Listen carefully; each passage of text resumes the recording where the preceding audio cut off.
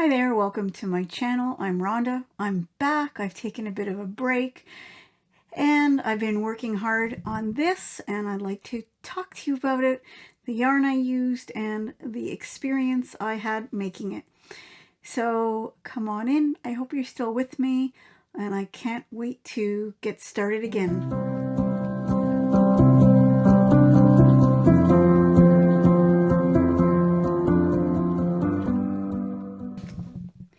Hi there, welcome to my channel. I'm Rhonda and I've missed being here. I've taken some time. I've worked tirelessly at this sweater, which took a little bit longer than I had hoped, and just busy with other things. And I hope I haven't lost my viewers because I haven't gone anywhere. I've just taken a long time. So anyways, I've made this sweater and I found the pattern on forthefrills.com. I really like her patterns. This is a one piece all the way around from the back to the front, and you add the sleeves and then the edging, and I really do like that. And I'm going to talk to you about the yarn that I used for it and a little bit about the experience making it. But I just want to say welcome back, and I hope your new year is going great so far. I feel a little bit guilty that I haven't been here in a while. I feel like kind of like I'm starting all over again, and I really hope that those of you who like my channel, like my videos, will stick around. And if you haven't hit subscribe yet, don't be disappointed with me because I may take a break here or there, but I have some ideas that I'm looking forward to putting up as well. So let's look at this sweater. You can see that it is V-neck. I really like that detail, and this yarn was a yarn that was purchased on sale, part of a Happy Meal package I got. It was purchased at Hobby Lobby, and it just goes to show you can make something beautiful with lower priced yarn. I used this yarn, which is Yarn Bee Stripe Hype, and this one you'll see has the gray with the pink. I had 6 of these. I used all of them except for this. That is the basic body. The main body of the sweater is with the blue and the gray. And I'll tell you a little bit about this yarn. This yarn is a net weight of 3.5 ounce, 265 yards. It is designated as a 4-weight, and it's really a nice yarn. You can see that it is a roving yarn, and I really like the way the colors move in this sweater. This yarn is 80% acrylic with a touch of wool, 20% wool. So now, although it feels like a good quality yarn, and I do feel the wool content in it, it does seem a little bit scratchy. So if you are sensitive to that, just keep that in mind. I actually tried the sweater on, and I did feel like it was a little bit scratchy against my skin. That being said, if you wore a t-shirt underneath, it may be okay. But if you are sensitive to wool, this might be a little bit too scratchy for your tolerance level. It was on sale at Hobby Lobby several months ago.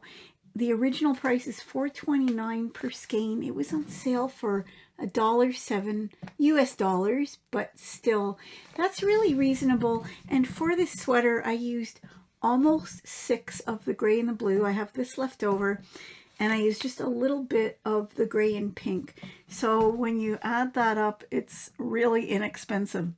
Now, the expense was the time it took me to make this sweater. It called for a 5 hook. If I were to do it over again, I would probably go up to a 6.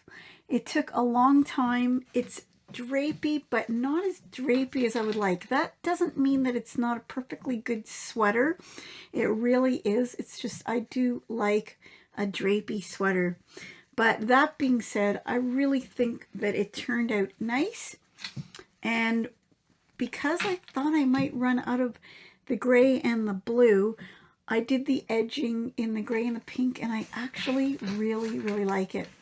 The other thing you might notice is I have it going horizontal, and here it's vertical, and that's because I didn't estimate properly.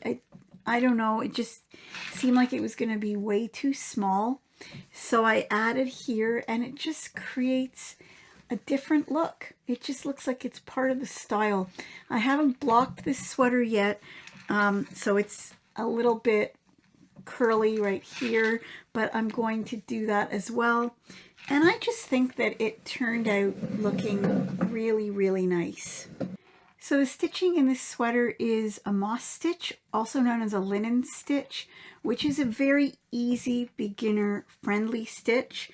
And then there's the ribbing, and the ribbing is done in a back loop only half double crochet, which creates the nice edging on the bottom and on the sleeves, which I decided to turn up.